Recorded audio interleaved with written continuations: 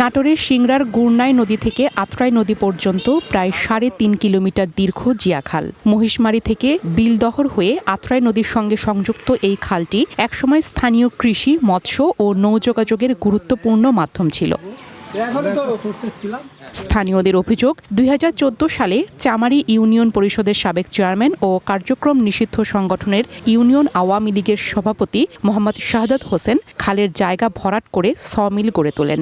পরে সেটি স্থানীয়দের কাছে মাসিক ৭,৫০০ টাকায় ভাড়া দেন এবং পাশের জায়গায় লিচু বাগান তৈরি করেন।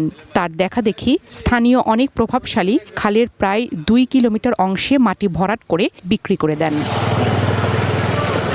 খাল দখলের বিষয়টি স্বীকার করে সাবেক চেয়ারম্যান শাহাদাত হোসেন বলেন, তিনি মাত্র ৬% জায়গা দখল করেছেন। সরকার খাল খননের উদ্যোগ নিলে তিনি জায়গা ছেড়ে দেবেন।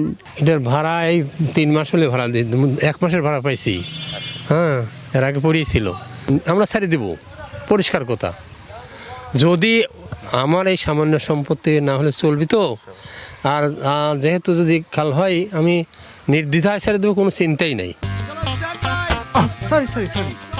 লাইফে কখন কি হয় গ্যারান্টি আছে? তাই ইন্স্যুরেন্স করুন সিটি ব্যাংকে, কারণ ইন্স্যুরেন্স করলে সিটিতে সুরক্ষা পাবেন নিশ্চিতে। আরেকজন দখলকারী জানান, ২ লাখ টাকায় খালের ৬ শতক জায়গা কিনেছেন, তবে জমি কেনার কোনো বৈধ কাগজপত্র দেখাতে পারেননি। আমি মনে করেন কিনেছিলাম ৬ শতক ২ লক্ষ টাকা দিয়ে। এরকম ওষার জায়গা নাই দেখে এখানে মাটি কাটিয়ে মনে করেন হলো ওষার টোষার জায়গা, এই জন্য মনে করেন বাড়ি করেছি। একসময় পানি প্রবাহিত হলেও প্রভাবশালীদের দখল ও ভরাটের কারণে খালটির অস্তিত্ব প্রায় হারিয়ে গেছে। খালটি দ্রুত পুনঃখননের দাবি স্থানীয়দের।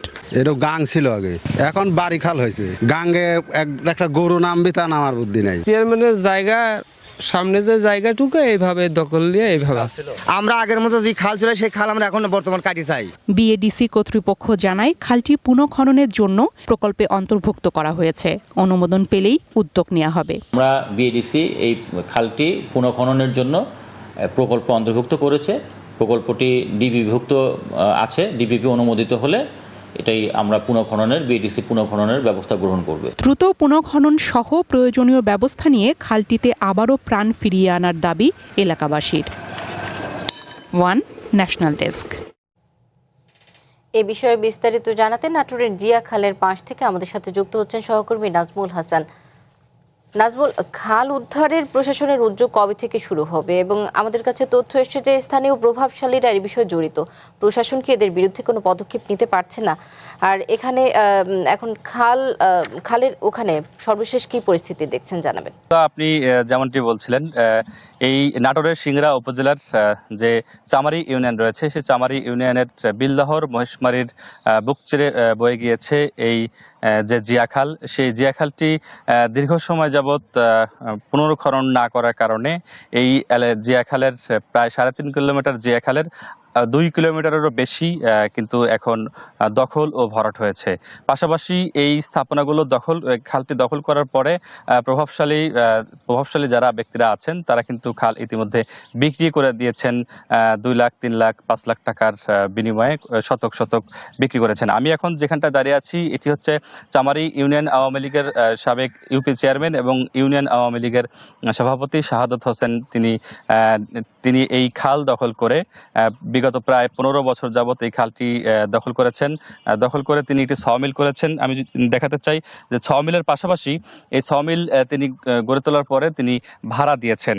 পাশাপাশি তার দেখাদেখি এই এলাকার আরও প্রভাবশালী যে ব্যক্তিগুলো রয়েছে তারা কিন্তু ইতিমধ্যেই এই খালের বেশ কিছু জায়গা বিক্রি করে দিয়েছেন।